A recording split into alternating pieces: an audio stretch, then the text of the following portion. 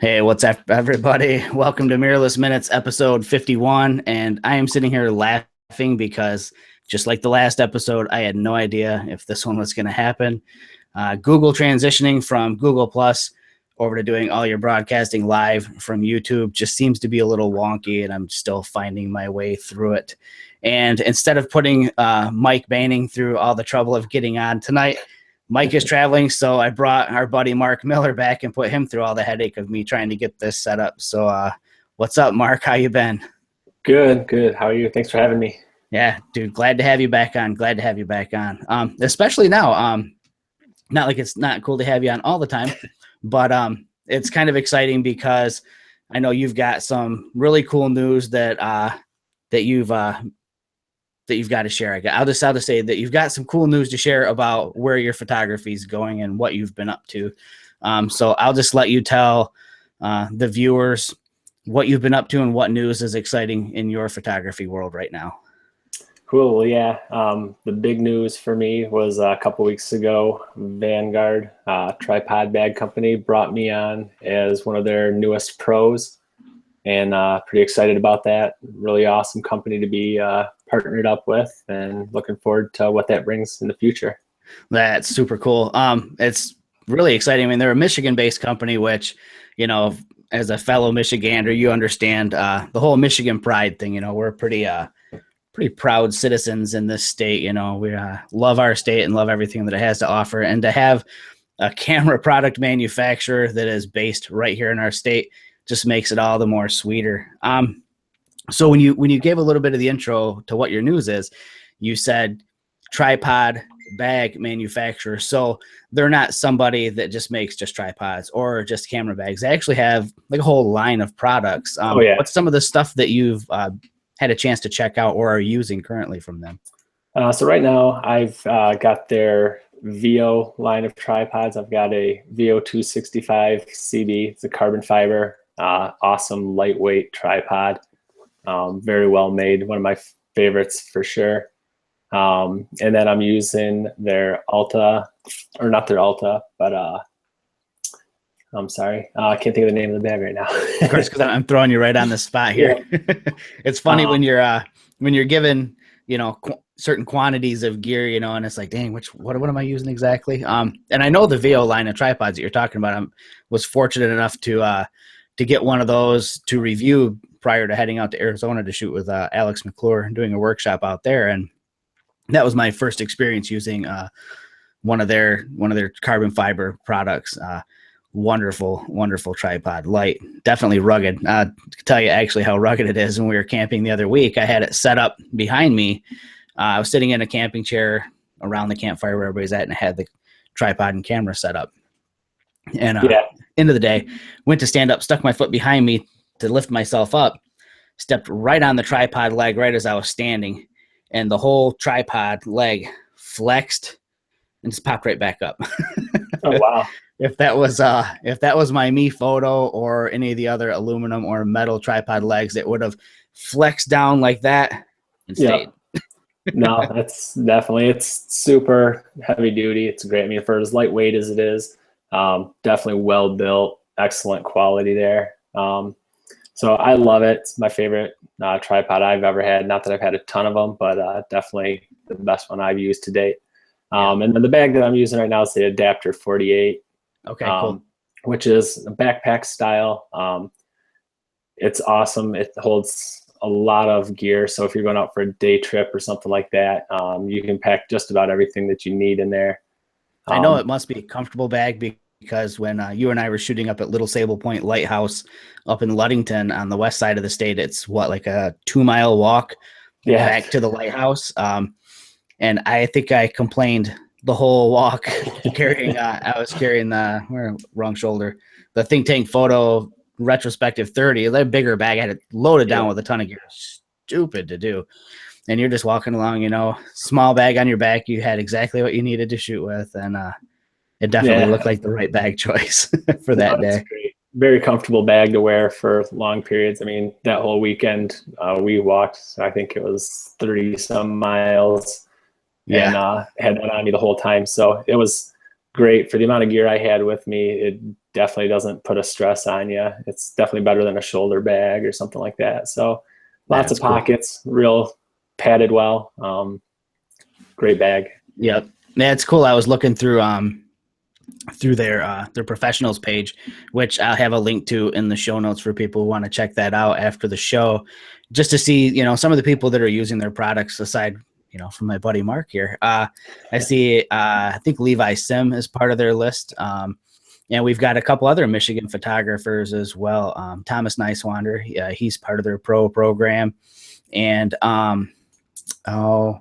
who else? I cannot remember her name. Alana St. Laurent she's from the Metro Detroit area. She does a lot of urbex type stuff and leads a lot of workshops. So it's pretty cool that they have this roster of pros, not only international because some of their photographers are overseas, but right here in Michigan. I think it's really cool that they have representation within their home state. Yeah, it's very cool. They've got a great roster of talent there, worldwide, and the fact that they look close to home and here in Michigan is pretty cool. Yep. And there's great photographers, right here in your hometown. So yeah, that's awesome. And I guess kind of leading into, I guess we can kind of branch off. We'll segue into the next thing that I kind of wanted to talk a little bit about tonight. So I know that you've got a great body of work. I mean, we shoot together. I know what you shoot. I see what you shoot. So you've got a strong body of work. That's a draw. Companies see that and they're like, okay, this is what we need to help represent the brand. But then you had something else to bring to the plate too. A big, healthy Instagram account, So I just kind of want to use that to lead us into talking a little bit about social media and how that helps a photographer. I mean, it was a foot in the door for you with Vanguard. It was a foot in the door for me with Olympus, being able to interact, well with the public, via social media, whether it's Instagram or Facebook or Twitter or Flickr or any of these other platforms, the multitudes of them that there are. So I guess we could kind of just start off talking a little bit. Let's talk about Instagram. That's your baby. Yeah. You know how to rock that and it's working really good.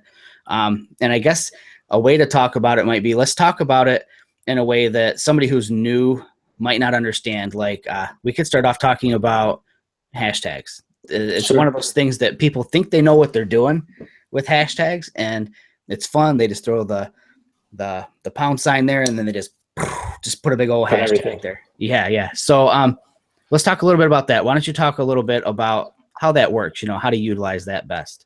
Yeah, well, obviously, hashtags is the biggest way to search for, any type of genre, topic, whatever it may be you want to look for. If it's sunsets, birds, anything.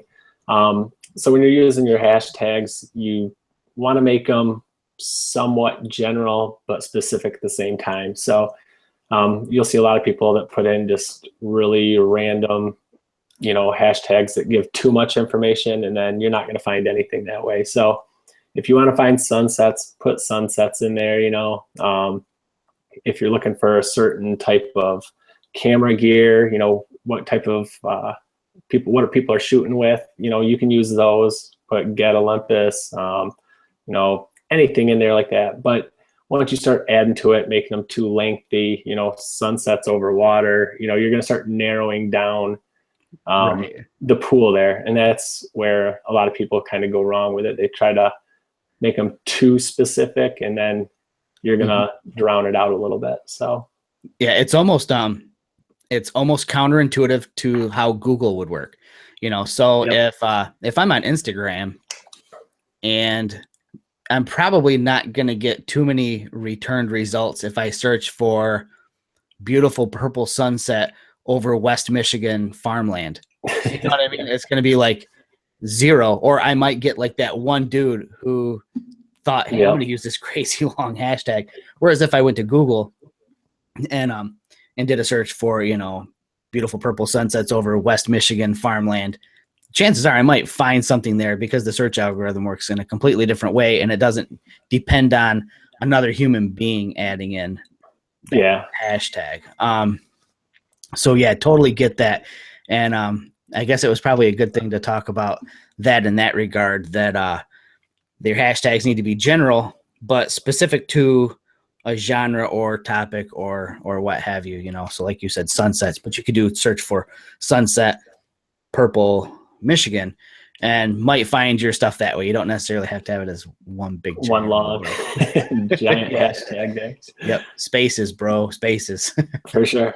And then something else too. This is and you know more about this than I do. I have had no part in any of this or exposure to it, but I think you've probably done collaborations, because I know you've done actually work for product manufacturers, stuff like this, you know, and I don't know if that comes about through collaborations or if you do those in collaboration with something, but is that something you want to talk about? Is collaborations or how they work? Yeah. There's, you know, two kinds of collaborations basically. There's one where you can do it with another artist and you're just trying to help expose each other to a, you know, larger number of viewers. So a lot of times, you know, you and I could each give each other a picture, put our own little edit spin on it, and then kind of give a shout out. You know, this is Jamie McDonald's photo with an edit by me.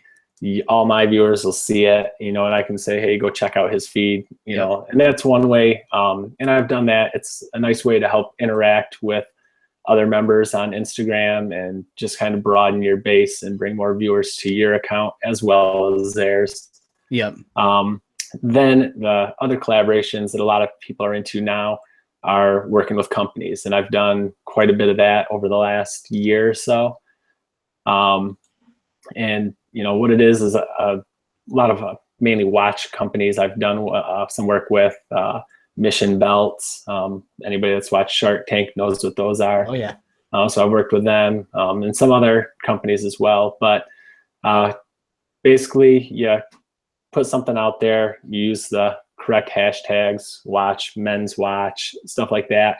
And a lot of these watch companies are out there looking at a way for, you know, cheap advertising in a way, and inexpensive. So they look for people that put good product, you know, images out there and like what you're doing, and they'll contact you, and you can always reach out to them if you want to, and they'll send you some products. You provide them with some pictures. You obviously work out all the details behind the scenes via email. You know, if you're going to have payment, just the product, you know, as a payment for it, or whatever you want to do in the terms of where the posts will go on your account, whether they're going to use them privately. And that's all for, you know, the individual to work out what's best for them. Cool. But it's a nice way to get into product photography. It's worked pretty well for me. Yeah, that's awesome. You know, I've worked with quite a few, and it's been fun. So it's a different thing to shoot, especially in the winter when the snow starts flying and I'm not outside as much, you know, set up a little shop in the basement or whatnot and have some fun. So when you do these, so let's say, you know, one of the watch companies that you've worked with, do they give you guidelines? Do they say, you know, okay, Mark, you know, this is going to be geared towards, you know, a young business person. We want it in this kind of a setting, you know, with a whiskey glass next to it and a cigar, or, you know, this is somebody who likes to hike, you know, we want this on a moss covered log, or they just say, hey, Mark, you know, use your vision, do what you want to do. We'll use what we think applies. Yeah, for the most part, everyone I've worked with has pretty much given me the creative, you know, vision for what I want to do. So they give you the product, you know, and usually they look at your feed ahead of time, so they know what type of work you do.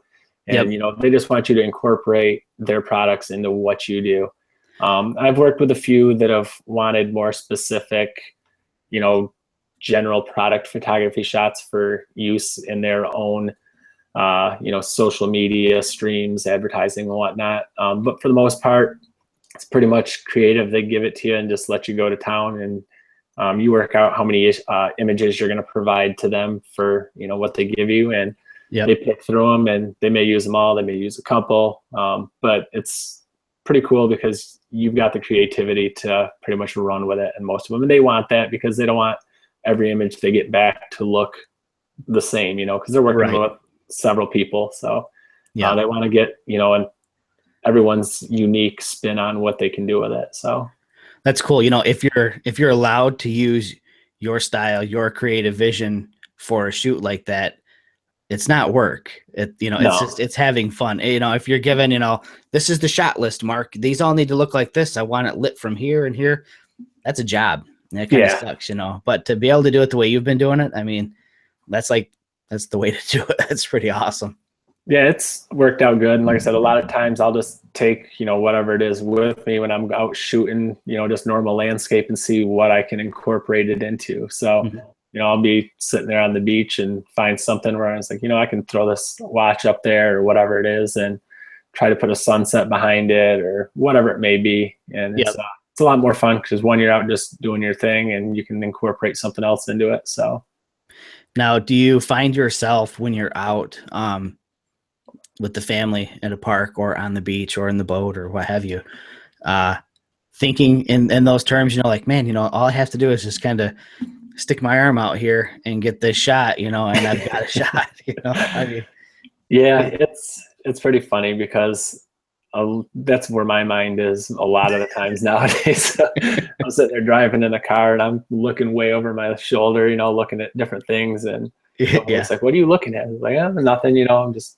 getting ideas. And there's always something. It's like, hold on, honey, I'm gonna stop for just 1 second. You run out and stand the tripod up on the edge of a field, take a picture of it, put it back in the car. Yeah. What the heck is that? There's always something out there. She doesn't get it, but it's where my mind is most of the time, how I can incorporate it and what I can do with the stuff that I have. So cool. And that mostly has that all been Instagram stuff, or have you done some of those things like outside of Instagram, or are they harnessing your Instagram for like those product things? The majority of my stuff has been created through my Instagram account. It's a pretty good following over there, much more than what I've got on Twitter and Facebook and all that. So for people listening or watching, pay attention to that. That is currently, and probably for a little while yet still, I'm predicting another 2 years, at least. That's where the money's at, and that's where you can gain some recognition. And at the very least, the potential is there to get some work out of it, out of Instagram. The marketers are really starting to use that.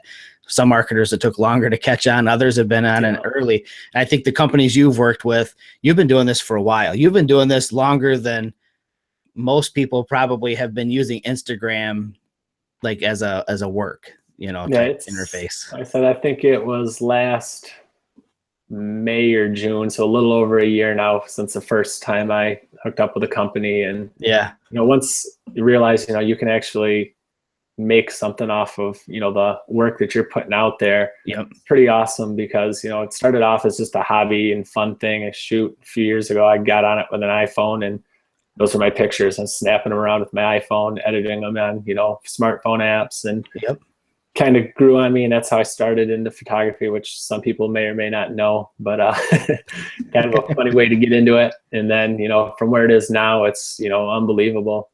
It's been a fun ride, and, I hope to keep it rolling. And I know through our conversations, you ordered the iPhone 7, right? Yes, I did. So there you go. So expect more on the Instagram account.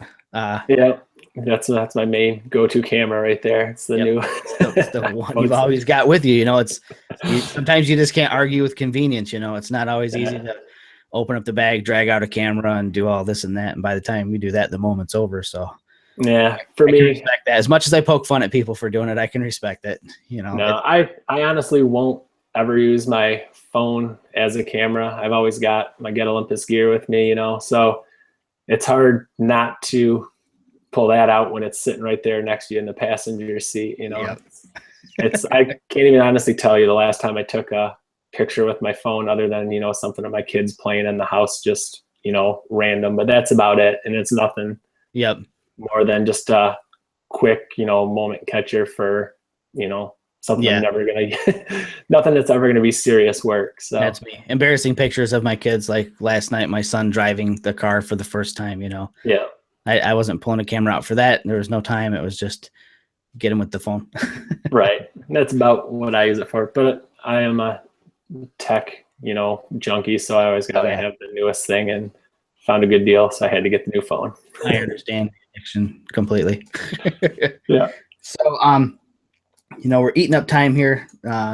talking about social, it's easy to eat up time when you're talking about social. And we really only touched on Instagram, and that's cool. I mean, because that is kind of the hot commodity right now. That's the property you want to be on, and I don't think we need to delve into any of the other ones. I mean, we can talk for just a minute maybe about let's talk about how do you use Flickr versus 500px. I'll let you say how you do it, and then I'll follow up. Yeah, Flickr to me is the better option. I'm on there slightly more than I am on 500px. I was on 500px first. I've been on that for quite a while, but I rarely go there anymore for whatever reason. I don't know. I'm on too many things, it seems like sometimes. Yeah. Too many things to update. But I like Flickr. To me, it seems a little bit, I don't know, more serious, I guess, than 500px. I'm not sure why I feel that way. It's just feeling I get. So more likely to post there. And then I'll share some stuff on Twitter and Facebook as well. When it's on Facebook, it's generally going to be, 2 photo groups. I don't share a whole lot on my personal page, and really, but I'm really not sure where 500px is going. In my opinion, it just it's there, but I don't know. It seems like everybody I talk to has it, but they don't really use it anymore. Right. So yeah, I know. For me, it seems like I've been on Flickr since 2006, I think. And it started off as that was the dumping ground. I just whatever I shot, it ended up there, no matter what. And I've actually gone back and hidden a lot of the stuff that I first started sharing. Because wow. But I left some of it up too, I guess, because it's always good to go back and say, this is where I was, and this is where I'm at now. And then when 500px came along, the quality of work that I saw over there was just like, holy cow! Like, I don't even think I should be posting over here. I can't post with these people. And then I think as I got a little bit better, a little more comfortable in what I was doing, I started sharing over there, and I kind of saved that site as this is where Jamie's good stuff goes, and then everything else goes over to Flickr. Yeah. And I think 500px got to this point where it was just everybody was like, hey, I liked your photo, come like mine, and that's all. There was no constructive criticism, there was no great work, I like this or whatever. It was always just I clicked like, now you come click like on mine. So I kind of fell away from that. I had moderate, I don't know if you call it success over there, but I in the initial phases, I had some things that got some traction. I was lucky enough to get featured on their blog one time, and it was like, oh, sweet. I really like this, but it started to fall apart. And at that point I decided that maybe I'll start going back over towards Flickr. And then I started really kind of curating my feed over there. Like I said, I kind of hid or made personal or private a lot of my really, really early stuff. And then started breaking things up into albums and started to get it really organized and started keywording everything so it was searchable. And Flickr's really taken off for me lately. I don't know what the deal is. It's like I think every couple of weeks I can hit explore, which is, I don't know if that means anything or not. It's exciting to me every time it happens. It's like a little lottery ticket thing, but that's kind of where Flickr and 500 are at for me. I think 500 is just, I don't remember the last time I put anything on there, to be honest with you. I get the, go ahead. I got the same feeling that you've got with 500. Like the work over there is unbelievable. There's some amazing, stuff on there, but it's the same thing when you post something, you get likes and comments basically telling you to come check them out. And it just got a weird feel to me. I don't mind going on there and look at stuff for inspiration and whatnot, and just seeing, good work, but it's got a weird feel when you post something over there. It's just exactly. I know. I don't know if it was Seth, our friend, that said it, or if I heard it somewhere else, but somebody said at one point in time in a conversation that to make it on 500px, you need to either have super high contrasty HDR or boobs in your pictures, and that's it. And those are the ones that are going to win. And it's like you start looking over there, and okay, maybe that's true. Maybe that's all that's working over there. But I just felt, kind of the same way. I didn't feel like I wanted a part of it anymore, so I kind of backed out of it. So that's Flickr and 500px. What do we have? What other properties do we have? We have Twitter. We could talk a little bit about Twitter, how we both use that, and then we'll end on like Facebook pages, and then we'll move on to sharing some photos. I don't care if we go over a half hour on tonight's show. So, Cool. How about Twitter, Mark? What's up with Twitter? So Twitter, over there, I primarily share photo-related news. I share some of my work there, blog posts and different things. I retweet, different companies, tweets and whatnot, just to help, like with Vanguard and Olympus and whatnot, help spread the word and push it out there a little bit. And that's mainly what it is for me. It seems more of a news type site or sharing thing, So if I read, articles I find interesting on, petapixel or f-stoppers, I'll throw them out there. It's something I'm on it every day, several times a day, and just kind of checking through photography related news. And every once in a while I'll throw something random in there if I saw a funny YouTube video. But, as far as photography goes, it's not huge for me. It's more of a news type thing. And that's what I get into with it. So. Cool. And that's kind of, it's funny. My Twitter habits have changed over the last couple of years. When I first started using Twitter, again, being the tech nerd, early adopter and like probably at the beta stage of Twitter or whatever, really early. I shared everything. I was the guy that shared, what he had for lunch. And then it progressed into, sharing all my photography stuff pretty much. And that was it. And then lately though, it's just kind of, it seems to me, I'll do specific posts for Twitter, but not as frequently as I will basically using the Instagram app. I have that tied into my Twitter account. So my Instagram posts always hit Twitter as well. But if I do find something interesting out there, I will definitely share news stories on Twitter, and or I will tailor some posts specifically for Twitter, because I think that with Twitter, if you actually embed the image in your tweet versus doing the other methods tend to give you just a link to a photo, which most people aren't going to want to follow a link. They're just going to want to see it in their feed. Yeah. So Twitter, I feel like Twitter is slowly losing its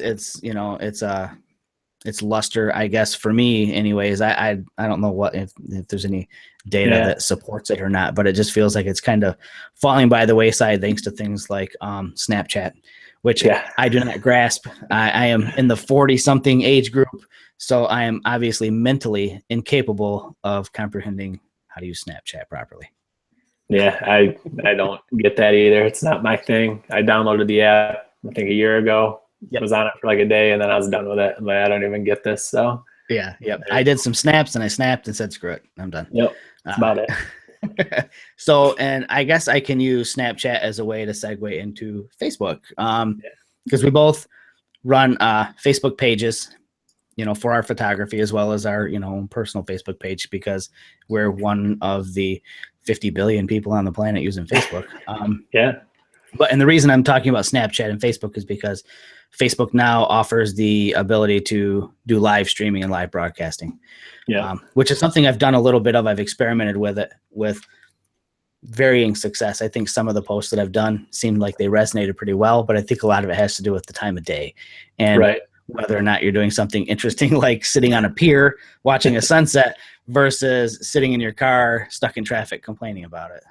Have you used any of the Facebook like live streaming features, or do you use your Facebook Mark Miller photography page much? I haven't used the live features at all. Not at all? Not ever yet? No, I have not. I'm probably one of the I might be the one person that has not done a Facebook live. So following this broadcast, Mark owes everybody a live broadcast. There you go. Maybe stay tuned. But my personal page, I usually, like I said, post pictures and stuff to Facebook groups and whatnot. As far as my photography related page, I really need to focus on that a little bit more and spend some more time there.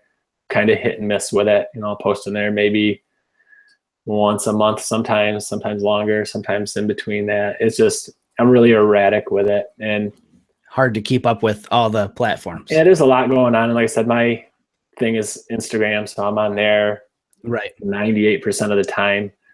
So that sucks up a lot of my social media, but Facebook page, I need to make a better effort with it. And well, you don't do too bad. I mean, it's funny. You and I chase some of the same targets all the time. One of those being the Pure Michigan ad campaign group. You know, we've both had features on there. You've definitely had more features than I've had on there. So you obviously use your Facebook page a fair amount. Is that something that you recommend people do? Like, for instance, like what we're doing with the Pure Michigan ad group, logging in, it's easier to do this from the web interface versus the Facebook page manager. Yeah, took me a while to figure that out. But a fun tip for people to try or to do as a way to kind of get your stuff out there, log in as your Facebook photography page and then visit the page of something you're interested in. For Mark and I, it's the Pure Michigan ad campaign. You know, it's like it's nationally broadcast ad campaign. And Mark and I like to share some of our better Michigan images with them in hopes that they share our work and it links back to our Facebook pages. So I think people should give that a shot. It's something easy that anybody can do is go to your Facebook page, make sure that you're logged in as you, and then visit, another company's page or whatever, and then post a picture or something, and it's an easy, cool way to maybe get some recognition. No, it's huge. First I was sharing just straight from my personal, Mark Miller account and limited results with that. They don't even really tag you back in it. They just mention. But when you share it from your photo page, they link it back to your photo page. And then since I started doing that, the number of likes and traffic going to my Facebook page has been probably 10 times what I was getting before. So that's really been helpful. So that's the way that I'm sharing most of my stuff now when I'm putting them out there to Pure Michigan or, other campaigns. And I'm sure every state has some sort of local, visitor bureau. And I guarantee they do the same thing. So if you can share it with them, you're going to get a lot more views and shares of it's definitely fun to watch when something like that gets shared and watch, your view count and likes, hit like thousands. It's really exciting. Oh yeah. Pleasures, I guess, for huge. It's really cool. I get enjoyment out of my phone going off. So phone's constantly like lighting up. Like, that's cool. So I guess we kind of covered pretty much all the social bases. I'm sure there's some other social media platforms that other people are probably like, why aren't they talking about this? Like IM or LO or Snapchat, whatever. But I think we'll just move on kind of to, let's do some image shares. People want to see what you're shooting. So I'll let you go first. You can lead off and just share what you got. Just talk a little bit about it. If you want to talk about what gear you used when you did it, that's cool. If not, just however you want to do it. Cool. I'm just going to share a few recent pictures and then some of my favorites from over the summer. So this first one here, was just this past weekend. It's kind of a rainy, gloomy weekend. I was planning on going out and shooting, some landscape or something with our buddy Seth, and weather didn't really cooperate. So in between the rain showers, I decided to just head out into the backyard and see what I could come up with, and wanted to shoot some macro. So I went out, and this is just some kind of a flowery plant thing that's in our backyard. The flowers are gone at this point in time, but I thought it was really cool how the water was still kind of hanging on these. And so I got out my 60 millimeter 2.8 macro and put it on my Vanguard tripod.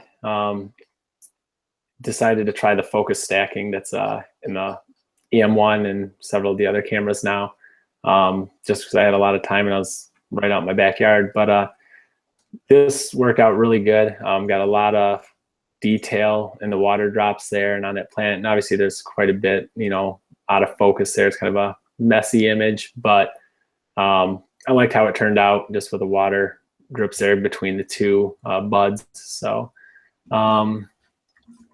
next one was just a leaf that's already starting to turn in the backyard. I'm not a huge fall guy myself. I really like summer personally, but you got to embrace the colors that we got here in Michigan, and seeing some leaves already hitting the ground was kind of crazy. So this one's just a leaf laying in the yard. Once again, use the focus stacking on it to try and pull as much detail out as I could. Yeah, and just the amount of detail in that is ridiculous. Yeah. So I mean, you can see vein going through that thing real sharp out to the edges. The tip was the only part that really didn't get in focus there as it went out. But, that focus stacking is such an awesome feature to have built into your camera. It makes it super easy to get. And otherwise, I wouldn't have been able to get anywhere near that kind of detail in that picture. So, sorry, there's a mosquito in here. Holy cow. This one was from my first trip up to Ludington this summer. This was North Breakwater Light. It's technically not a lighthouse, but it's one of the, I heard that it's the most popular lighthouse in Michigan. It's way out on this pier. And I took my 8mm fisheye to get this shot. And it took me probably about 20 minutes to get a shot without a person in it. So I really like the way this one turned out. This was one that was shared on Pure Michigan's campaign. Yeah, it's definitely a share-worthy shot. So it's one of my favorites. I liked how the sun was glaring off the side there, kind of give the warm color on that gold band. You can see a little freighter going out there in the background, but definitely one of my favorites from the summer. And then this last one was from second trip up to Ludington, actually when I met up with you over here at Big Sable. And this one is just a quick picture with a TG4. As the sun was setting, me and you were both running all over the place trying to get as many shots as we could. So I just grabbed this one down the shoreline, kind of like the way the water was breaking there, and just the clouds in the sky was pretty awesome. So and that's what I brought for tonight. Cool. That last one, so hopefully everybody heard that, it was TG4. That wasn't a big interchangeable lens camera. That was a point and shoot. Yeah, definitely a point and shoot, which gets ridiculous results for a tiny little compact camera. My wife loves it. She's got it 99% of the time when we're out running around, and I got to steal it from her every once in a while just to get something else in there. So don't ever doubt the ability of a point and shoot camera if everything's working right and you've got it exposed properly. That worked out phenomenal. I know. I think the first time I saw it, I think I was grilling you about it. I didn't believe you shot that. Yeah, point and shoot. I was like, no way. Yeah. All right, I got a couple. It's funny, I think this is like mostly going to be a West Michigan themed share today. So this is from the other weekend, and if anybody's watching that's watched previous shows, I apologize if any of these were shared before. I'm losing track of what I shared because I seem to spend every weekend on the west side of the state. But this was Labor Day weekend. Went out in my brother-in-law's boat out into Lake Michigan. So you travel down the Grand River, and that empties out into Lake Michigan in Grand Haven. And this is the South Pier in Grand Haven. Labor Day weekend, you can see the pier is packed with people. And this is actually as we were heading back in. So it's getting to be towards evening. The sun is getting a little bit low in the sky. And I'm not a street shooter, but this just felt like a street shooting scene to me, just with that guy sitting up on the cement point right there. And you've got this gentleman who's a little rotund that is walking along the pier who's illuminated by the sun. It just had this like street feel to me, I guess. So it definitely does. It's like this weird captured moments thing. I don't know how to explain it, but so this was with the EM5 Mark II and the 12 to 40, I believe. Yeah, 12 to 40, and then processed with a preset that I made for Lightroom. The next shot was same day. It was actually on the way out, and there were these people all along the bank that were fishing, and this lady. Just the whole thing, the whole thing is comical to me. I don't know. It just kind of cracks me up. Just this whole setup. She's got some DC shoes with the big floppy tongues sticking out, and it's just funny. I don't even know what to say. I'm not a street shooter, but again, it had a street feel to it. She just looks so intent on baiting this hook. From the same weekend, it was a pretty good weekend. Met up with some other photographers up there. My intentions of going to the pier at night were for this exact shot right here. I've been wanting forever to be able to capture the Milky Way over the lighthouses on the South Pier in Grand Haven. And due to the fact that in Grand Haven they're doing a renovation project on the pier, normally there's a catwalk that you would see that's attached to this lighthouse that would stretch off to the left back upriver, and then from the other side of it another catwalk would come out and go to the other end of the pier to the lighthouse at the end of the pier. As part of the renovation project, they've taken the catwalk completely off, and the catwalk is strung with bright white lights normally, so it's impossible to get this shot with the catwalk up. So again, kind of by a fluke, I was able to shoot the Milky Way over the pier. Now, this shot right here made me switch up what my astrophotography equipment is. Now it's the Pen F. So this was shot with the Pen F and the 12 millimeter f2 prime lens. The Pen F, the way it handles high ISO night photography is just mind-blowing to me. It's like the EM5 Mark II was my go-to camera. Now it's the Pen F. Wow. And this was taken the same night. This was actually from where the last shot was taken. This is probably about 45 miles northeast, so further inland to a really small town in the middle of nowhere called Montague. We went up there to shoot this barn that you can see in the lower right-hand corner. Side note, funny thing about being out there, there was a pack of coyotes that were off in the distance howling, and every time you'd hear them howl, they were a little bit closer. And actually, one of the people in our group, whose name I will not mention to spare him the embarrassment, was pretty freaked out and was kind of getting on our case about like leaving him alone. He was kind of scared. But it was cool just to be out somewhere so dark and be able to get Milky Way shots like this. To be honest with you, this is the first time I've got Milky Way shots like this in Michigan. Darkest place I've been to yet. Yeah, they turned out awesome. Thank you. I'm pretty floored by it. And this is with the Pen F, my new love, and the 8 millimeter f1.8. So again, at 1.8, be able to gather a boatload of light. And we headed up to Montague to shoot the barn with the Milky Way over it. And on the drive, we noticed that there was color on the horizon. And so again, like last year when I was with you and Seth and our other friends, it just turned out to be an epic night of shooting. Went out to chase the Milky Way and were treated to a really good display of the aurora. And this is the same setup. This is the Pen F with the 8 millimeter f1.8 pro lens. And of course, I'm like a teenage girl. I suppose I got to do a selfie every once in a while. So I threw the backside of me in front of the camera to do this shot. It was a cool night, coyotes and all, even though our friend, who shall remain nameless, was scared the whole time. It was fun though. Yeah, it looks like a good time. Yeah, it was definitely a treat. Again, getting to see the aurora is always awesome. I've only seen it and photographed it like 3 times, and 2 of them were up, in Michigan, Yeah. So I guess that's about it for tonight. I just want to thank you big time for coming on. Yeah, thanks for having me. It's awesome. Mike's traveling, and I figure I might as well have somebody whose name is similar to Mike. It's easier for me to type out and spell everything properly.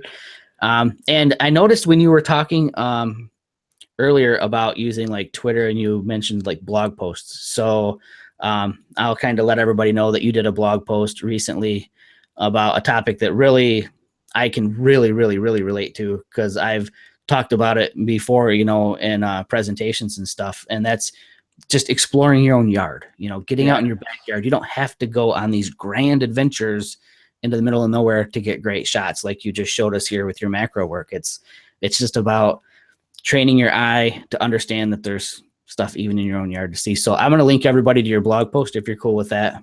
Yeah, absolutely. All right, so that'll go in the show notes for everybody to see, and I'll link back to Mark's social channels as well. So you guys go give him a look-see and a follow. Follow him on Instagram. Okay, his numbers are big. You might as well get in on that mix too, and who knows, maybe get some collaboration with him, and he can kind of get your name out there as well. I'm bugging him to help me with that. So yeah, got it.